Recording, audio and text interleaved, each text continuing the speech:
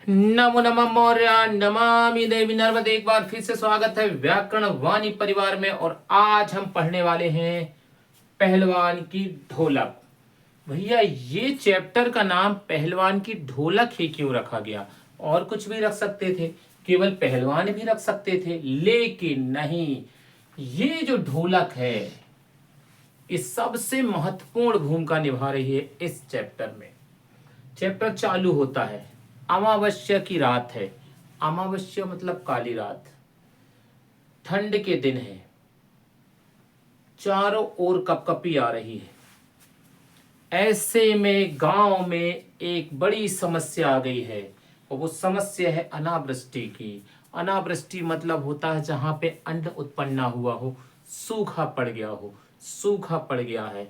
अमावस की काली रात है। अमावस की काली रात, अमावस्या की काली रात क्या कहलाती है? जिसमें चारों ओर अंधेरा होता है, चांद नजर नहीं आता है। और पहले गांव में लाइट नहीं हुआ करती थी। तो आप विचार करिए, एक तो काली रात, ठंड का दिन, गांव में खाने के लिए अन्न नहीं, ठीक है, गरीबी बढ़ती जा रही है, और उसी समय अचानक से मलेरिया बढ़ जाए। मलेरिया बीमारी है, मच्छर के काटने से होती है। मलेरिया और हैजा, ये दो बहुत खतरनाक बीमारी है, दोनों उस गांव में आ जाती हैं। फिर से अमावस्या की काली रात है। अमावस्या मतलब जिसमें चांद दिखाई नहीं पड़ता, चारों ओर अंधेरा है, खाने के लिए कुछ नहीं, क्योंकि गांव में अनावृष्टि हो चुकी है, सब में गरीबी छाई है, अन्न की कमी है। उसी समय मलेरिया आ गया, मलेरिया के बाद हैजा आ गया। गांव के प्रत्येक घर से हर दिन एक दो तीन तीन लाशें उठने लगी, लोग मरने लगे। लोग क्या होने लगे? मरने लगे। तब वहां पर हैजे के बाद भयान्या ये हो, ये होता है भय से डरा हुआ शिशु। अब याद रखिए, गांव में अमावस्या की रात, काली रात, हैजा भी फैला है, मलेरिया भी फैला है, भूखमरी भी फैली है, और ये बच्चे देख रहे हैं कि रोज कोई ना कोई मर रहा है। तो क्या होगा? बच्चा बच्चा ऐसा कांप रहा है। किससे? भय से। क्या हो रहा है? कांप रहा है। और क्या कर सकता है कांपने के अलावा? वह क्योंकि उसे तो डर लग रहा है। वही डरावनी रात, और उसमें घास फूस की झोपड़ियों में अंधेरे का साम्राज्य। घास फूस की झोपड़ियां बनी है। पहले तो अमावस की रात है, काली रात है, मलेरिया भी है, हैजा भी है, भूखमरी है, प्रत्येक घर से लोग मर रहे हैं, बच्चे डर के मारे कपकपा रहे हैं, और घास फूस की झोपड़ियों में सिर्फ अंधेरे का साम्राज्य है। अंधेरा ही अंधेरा है, कुछ नहीं है, केवल अंधेरे के अलावा कुछ नहीं, क्योंकि लाइट नहीं थी। और सबसे बड़ी अमावस की रात है, ठंड की रात है। ठंड की रात में वैसे जो रहता है, अंधेरा ज्यादा रहता है, ठीक है, पहला। दूसरा देखो, उसी अंधेरी रात में शियार मतलब लड़ैया, जो गांव में बोलता ऐसे डराता है, वो लड़ैया क्रंदन कर रहा है। क्रंदन मतलब होता है रोना। एक जानवर है छोटा सा जो रो रहा है। पहले अंधेरी रात, घास फूस की झोपड़ी, उसमें भी मरे लोग, और साथ में सियार का क्रंदन, सियार का रोना कितना भयानक रहा होगा। और वो तो छोड़िए, सियार तो रो ही रहा है, साथ में पेचक की डरावनी आवाज। पेचक समझते हैं आप? पेचक, ये पेचक का अर्थ होता उल्लू, जो रात को ही जागता है बस। एक तो क्रंदन आवाज या लड़ैया की, दूसरा पेचक की डरावनी आवाज, इतनी डरावनी कि बच्चे पहले ही कांप रहे हैं, माँ के आंचल में सिमट गए हैं, माँ बचा लो। और झोपड़ियों में हे राम, हरे राम, हे भगवान की आवाजें सुनाई पड़ रही हैं। क्यों? क्योंकि किसी के यहाँ माता चली गई, किसी के यहाँ बेटा चला गया, किसी के यहाँ पति चला गया, किसी के यहाँ पत्नी चली गई, कोई ना कोई मरना निश्चित है। इसीलिए झोपड़ी से आवाज आ रही, हे राम, हे भगवान, हे प्रभु। याद रखिए, इतनी खतरनाक, मन को हिला देने वाली, हृदय को डरा देने वाली कहानी है। फिर से बोल रहा हूं, अमावस्या की रात है, ठंड के दिन है जा बीमारी, भुखमरी फैली हुई है, प्रत्येक झोपड़ी में कोई ना कोई मरने वाला है। उसी समय सियार क्रंदन कर रहा है, रो रहा है। पेचक मतलब उल्लू डरावनी आवाज निकाल रहा है। छोटे छोटे बच्चे डर के मारे माँ से सिमट गए हैं। और उसी समय अगर माँ दुनिया से चली जाए तो बच्चे सिर्फ कहते हैं, माँ उठ जाओ, माँ उठ जाओ, उठो माँ, माँ उठो, उठो माँ उठो, ये आवाजें सुनाई पड़ रही हैं। उसी बीच में अब कहानी का मूल आ रहा है। इतना सब होने के बाद वहां पर जो एक जानवर रहते हैं जिसे कुत्ता कहते हैं। क्या कहते हैं? कुत्ता। कुत्ते की एक बहुत विशेषता होती है, वो ये होती है कि जब कुत्ते को ठंड लगती है, ठंड, तो चूल्हा जो रहता है उसमें जो कंडे जलाए जाए उसकी राख रहती है। शहर के बच्चे शायद ना जानते हो, चूल्हा एक मिट्टी का बनता है, उसमें लकड़ी लगाई जाती है और गोबर के कंडे लगाए जाते हैं। तो उसकी जो जलने वाली जो अंतिम अवस्था होती है, जो राख रहती है, कुत्ता उसमें जाके सिमट के ऐसे गठरी की तरह सो जाता है। क्यों? क्योंकि वो गर्माहट देती है। क्या देती है? गर्माहट। आप समझ सकते हैं, इंसान तो इंसान, जानवर भी कितना कष्ट में है। फिर से एक बार बोल रहे हैं पूरी कहानी। अमावस्या की रात है, ठंड है जो मलेरिया, भुखमरी से सब लोग मर रहे हैं। झोपड़े में केवल साम्राज्य किसका? अंधेरे का। सियार क्या कर रहा है? बहुत तेज रो रहा है, क्रंदन कर रहा है। पेचक क्या कर रहा है? डरावनी आवाज निकाल रहा है। बच्चे क्या कर रहे हैं? माँ की लाश से लिपट के चिल्ला रहे हैं, माँ उठ जाओ, उठ जाओ, माँ उठ जाना। ठीक है। और झोपड़ियों में से आवाज आ रही, हे राम, हरे राम, हे भगवान। कुत्ता जो है अपनी ठंड को मिटाने के लिए एक छोटे से राख के ढेर पे सिमट के सो जाता है। अब इसके बाद सबसे महत्वपूर्ण काम चालू होता है, पहलवान की ढोलक। अब आ रहा है सबसे महत्वपूर्ण। इतना सब हो रहा है तब भी पहलवान लगातार लगातार ढोलक बजाता ही जा रहा है, बजाता ही जा रहा है। क्या करेगी ये ढोलक? क्यों बजा रहा है पहलवान ये ढोलक? किसी के मरने पे क्या ढोलक बजाई जाती है? नहीं, ये ढोलक जो है इन अर्ध मृत लोगों में संजीवनी शक्ति दे रही है। संजीवनी शक्ति दे रही है। कौन? ढोलक। ये ढोलक बता रही है कि मोहल्ले में अभी लोग हैं, डरिए मत। क्यों? क्योंकि दवा नहीं है, औषधि नहीं है, चारों ओर केवल क्या है? अंधेरा अंधेरा। सब क्या है? अंधेरा अंधेरा। तब ऐसे में ये ढोलक बजती है। तो जब ये ढोलक बजती है तो गांव वालों में संजीवनी का काम करती है, मतलब अर्धमरीज इंसान को फिर से जीवित करने का काम करती है। कौन? ढोलक। इसीलिए इसका नाम रखा गया है पहलवान की ढोलक, क्योंकि ये संजीवनी का काम कर रही है। कौन? ढोलक। किसकी ढोलक? पहलवान की ढोलक। अभी पहलवान का परिचय आएगा। ये हुई भूमिका, शुरुआत हो चुकी है चैप्टर की। अब ढोलक बजाने वाला कौन? लुट्टन पहलवान। तो अब लुट्टन पहलवान की कहानी सुनिए। लुट्टन पहलवान। ढोलक कौन बजा रहा है? लुट्टन। कौन है लुट्टन? लुट्टन की बचपन में हुई शादी। जब वह 9 वर्ष का था, माता पिता का हो गया निधन। किसका? माता पिता का क्या हो गया? निधन। पाला किसने? सास ने। गांव वालों ने सास का कर दिया अपमान। गांव वालों ने क्या कर दिया? सास का अपमान। तो उसका बदला लेने के लिए लुट्टन ने शुरू की कसरत। क्या की? कसरत। कसरत मतलब मेहनत, डर बिठक लगा रहे हैं। आजकल तो जिम चल रहे हैं, पहले कोई जिम नहीं था। कसरत। और लुट्टन का कार्य क्या है? तो लुट्टन का कार्य है गाय चराना। ठीक है, क्या करना, गाय चराना। अब जो गाय चराएगा, जो जंगल में जाएगा, तो निश्चित है भैया वो तो दूध पिएगा। क्या पिएगा, दूध पिएगा कि नहीं पिएगा।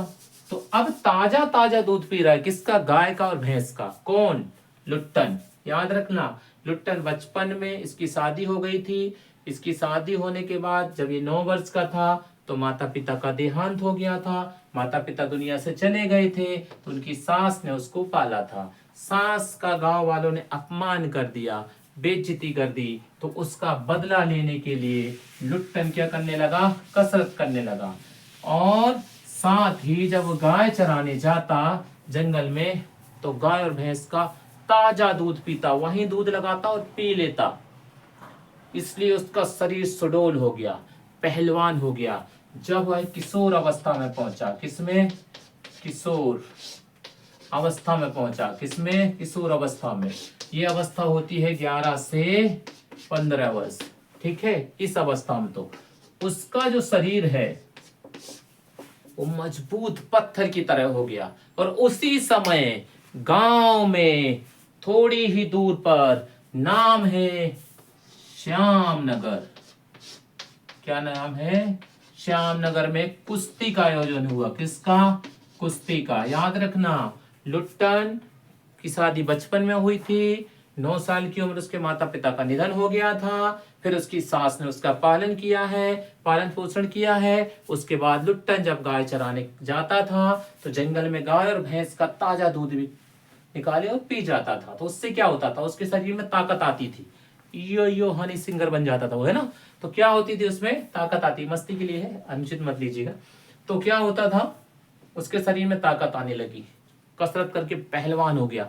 कर क्यों रहा है कसरत, क्योंकि उसके जो सांस है उसकी बेइज्जती की है गांव वालों ने, तो बदला लेने के लिए। और उसी समय एक जगह कुश्ती होने लगी, नाम है श्यामनगर में। किसमें, श्यामनगर में। और लड़ने कौन आया है, लड़ने कौन आया है भैया, सबसे प्रसिद्ध, सबसे प्रिय, कौन, चांद सिंह। क्या करने आया भाई, कुश्ती लड़ने। कहां से आया, पंजाब से। लेके कौन आए, इसके गुरु, नाम क्या है, बादल सिंह। क्या नाम है, बादल सिंह। कौन है ये चांद सिंह, जो समय कुश्ती में सबसे आगे है। कोई जीतने वाला नहीं, हड्डियां तोड़ देता है, हाथ पांव मरोड़ देता है, प्राण निकाल लेता है। वो कौन है, चांद सिंह।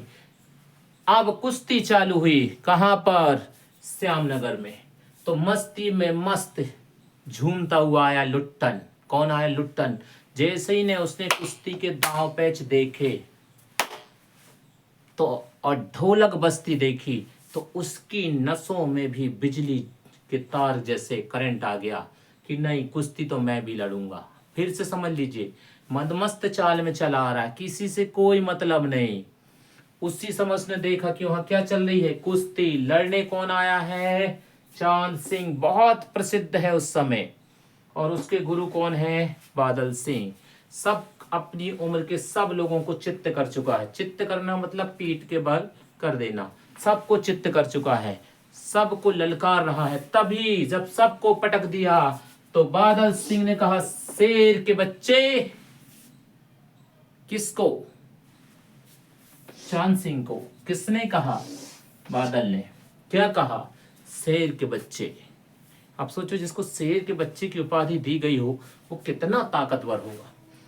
तब उसको लड़कते देख, उसके दांव पैच को देख, ढोलक की आवाज सुन के उसके शरीर में बिजली सी दौड़ गई।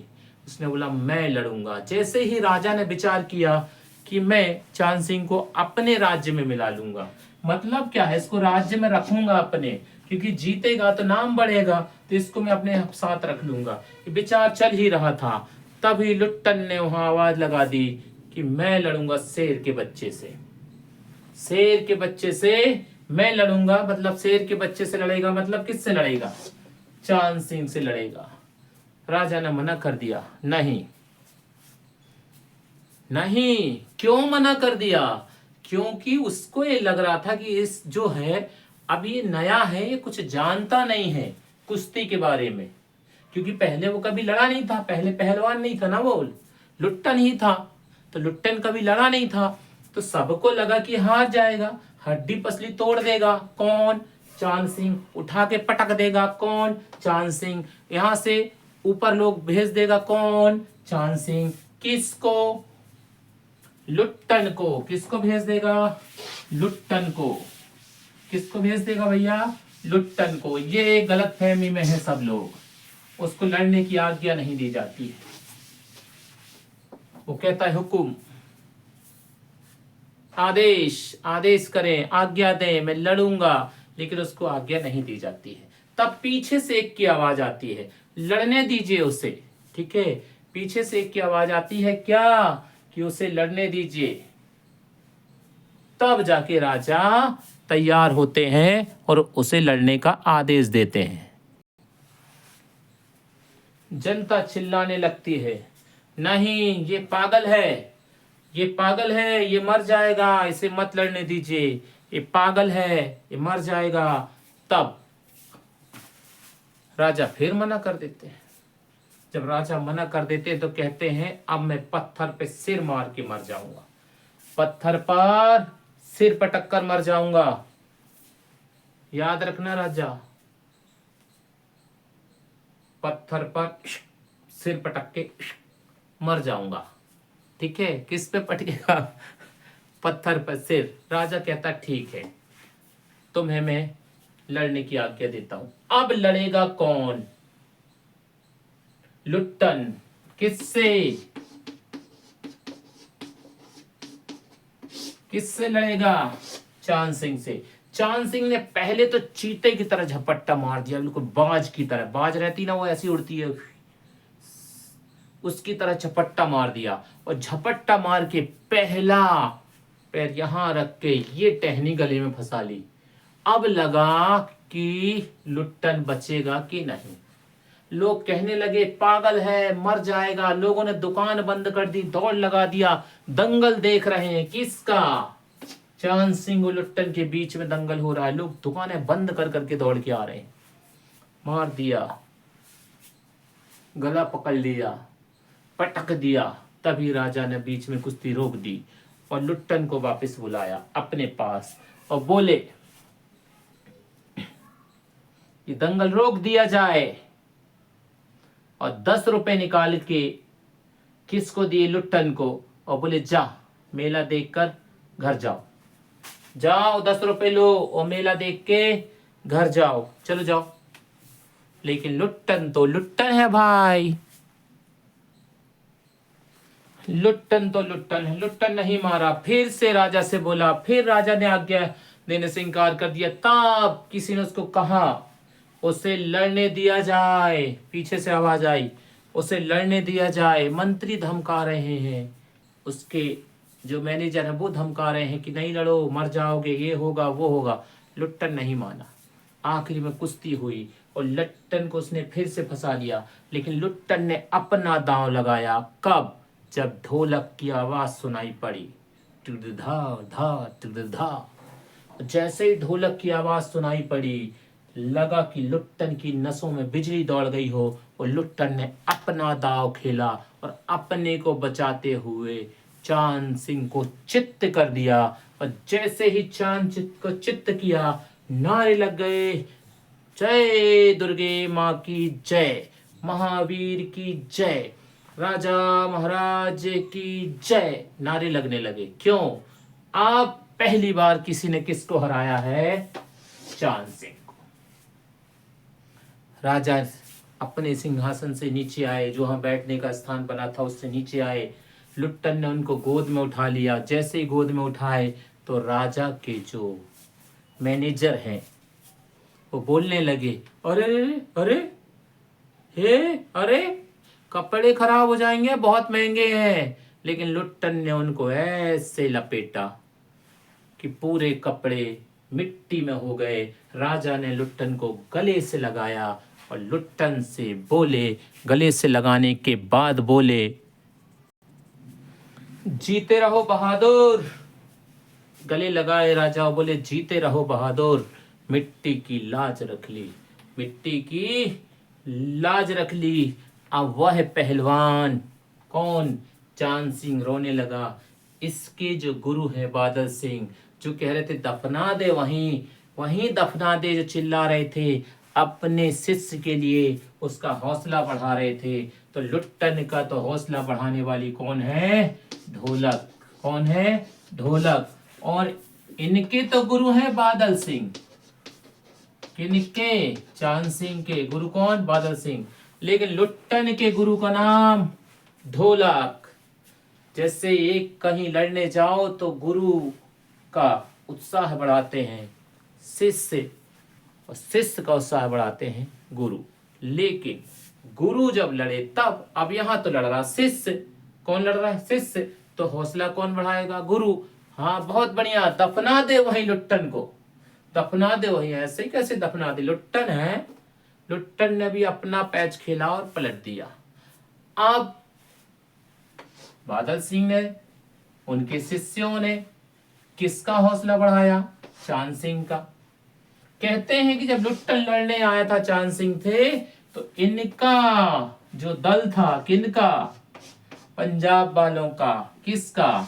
बादल का, चांद सिंह का। गाली देने लगे थे लुट्टन को, उल्टा सीधा बोलने लगे थे कि ये ना जीतेगा, ऐसा है वैसा है, पता नहीं क्या क्या बोलता है। लेकिन लुट्टन अकेला। जब कोई अकेला, उस समय जनता भी किसके साथ थी? जनता किसके साथ थी? पूरी जनता किसके साथ रहती है? जो प्रसिद्ध रहता है, जिसका नाम रहता है, उसके साथ रहती है। तो जनता किसके साथ थी?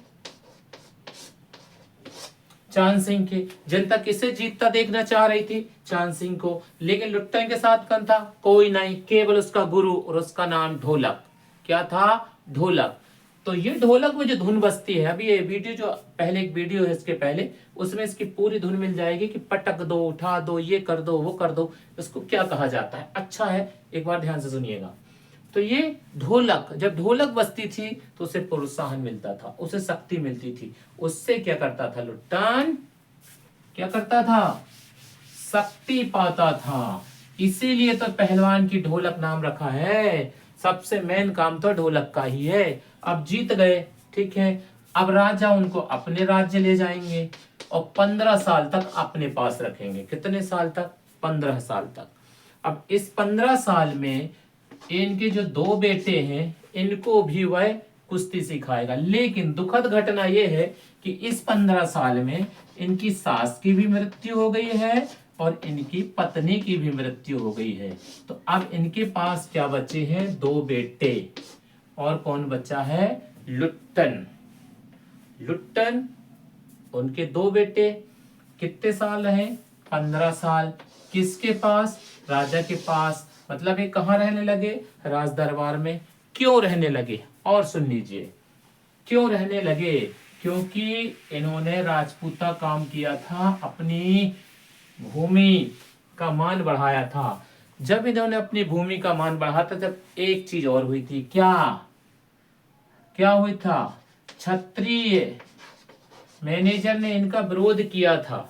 क्यों? क्योंकि इनके साथ लुट्टन सिंह लग गया था, और ये सिंह मतलब होता है क्षत्रिय।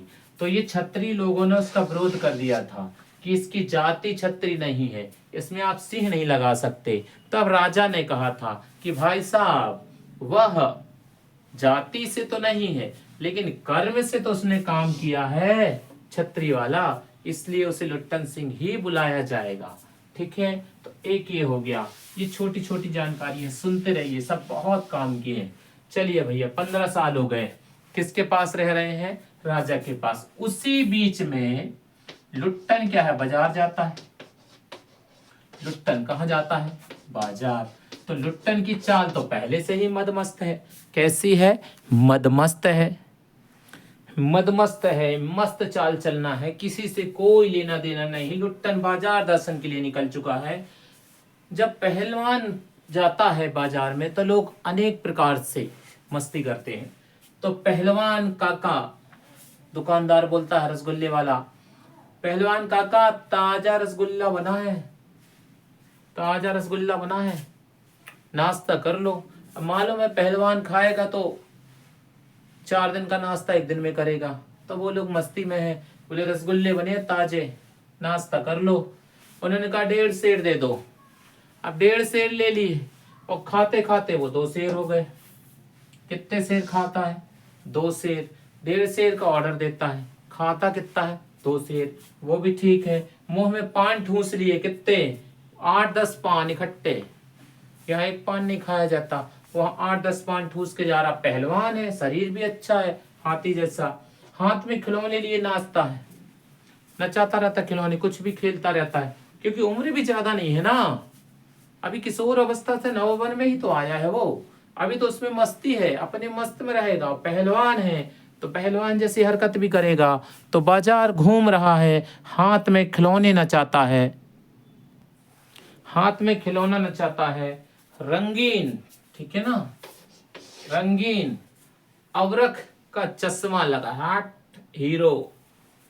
फिर मुख से पीतल की सीटी बजाता है, ये उसकी विशेषता है। मस्त है, घूम रहा है, अच्छे कपड़े पहनना, उसको किसी से कोई मतलब नहीं। लेकिन अब उसके जीवन में एक नया बदलाव आने वाला है, अब उसका जीवन बदलने वाला है, क्योंकि अब उसका मस्ती वाला जीवन समाप्त हो गया है। अब राजा की मृत्यु हो जाती है। किसकी? राजा की। 15 साल किसके पास रहा है? राजा के पास। अब राजा की मृत्यु हो गई है, और जब राजा की मृत्यु हो जाती है तो अब उसका बेटा विलायत से लौट कर आता है। और जब बेटा लौट कर आता है तो बेटा कहता है, जैसे ही उसने सुना कि पिताजी ने इनको 15 साल से अपने पास रखा है, पूरा खर्च दे रहे हैं, तो वह थोड़ा आश्चर्य पड़ा, क्योंकि वह कुश्ती का शौकीन नहीं है। बेटा जो है वो घुड़सवार का पैशन, टिक टिक टिक टिक टिक टिक टिक टिक उसका शौकीन है, और जिसको जिसका शौक रहता है उसी को पसंद करता है। तो यहाँ उसको घोड़े का शौक है, ना कि कुश्ती का। तो उसने कहा, आते ही से कहा, किससे? मैनेजर से। मैनेजर पहले से ही दुश्मनी बनाए रखा है, किससे? लुट्टन से। क्यों? क्योंकि वह छत्री है, और लुट्टन को छत्री की उपाधि मिल गई थी, और छत्री की उपाधि मिलने के कारण वह पहले से लुट्टन से चिढ़ रहा था। इसलिए अब वह उसमें आग में घी डालने का काम करेगा। तो क्या हो रहा है? राजकुमार बोला, टेरिबल, इतना खर्चा, भयंकर, अरे मेरे दादा, भयंकर खर्चा, टेरिबल। अब नहीं। क्यों मैनेजर? टेरिबल, हैरिबल, हैरिबल, हैरिबल। अब ये भी इंग्लिश बोलने लगे हैं। कौन? मैनेजर। क्या बोले? राजकुमार क्या बोला? टेरिबल। और मैनेजर कौन बोला? हैरिबल। राजकुमार कह रहा है भयंकर, मैनेजर कह रहा है भयंकर नहीं सर, महा भयंकर, इनको निकाल दिया जाए। राजकुमार ने उनको निकाल दिया। दोनों गांव आए। गांव में लुट्टन अपने बेटे, दोनों बेटों के साथ। कौन आया? लुट्टन, मतलब 3 लोग आए। पहले लुट्टन, उनके दोनों बेटे कहाँ आ गए? गांव। गांव वालों ने उनका रहने का लिए एक झोपड़ी बनाई, एक झोपड़ी बनी, उसमें घास फूस की, उसमें रहने लगे। गांव वालों उसको खाना पीना देने लगे।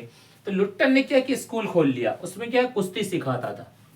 तो पहले तो उनके 2 बेटे और गांव के लड़के आ रहे थे सीखने के लिए, लेकिन कुछ दिन बाद वह स्कूल खाली हो गया, केवल लुट्टन के 2 बेटे ही बचे। क्यों? कारण सुन लीजिए उसका। कारण क्या है? पूछ सकता है कि लुट्टन का जो स्कूल है वो खाली क्यों हो गया, तो उसका कारण सुन लीजिए। जितने भी लड़के वहां कुश्ती सीखने आते थे, उसमें आधे तो किसान के थे, आधे मजदूरों के थे। तो जो मजदूरी करने जाते थे वो शाम को आते थे, थक जाते थे, इसलिए सो जाते थे। और जो किसान के बेटे हैं वो खेत जाते थे, वो भी दिन भर काम करते थे, शाम को आके सो जाते थे। लेकिन लुट्टन के जो बेटे हैं वो दिन भर मजदूरी करते थे, उसमें से जो पैसा आता था उससे उसका खाना पीना चलता था। उसके बाद शाम को वो अपने बेटों को सिखाता था, थके हारे बेटों को। तो स्कूल खाली होने का कारण ये था कि मजदूर के बेटे और किसान के बेटे पूरे दिन खेत पे काम करते थे, थक जाने के कारण वो कुश्ती सीखने नहीं आते थे। ठीक है, इतना समझ में आ गया।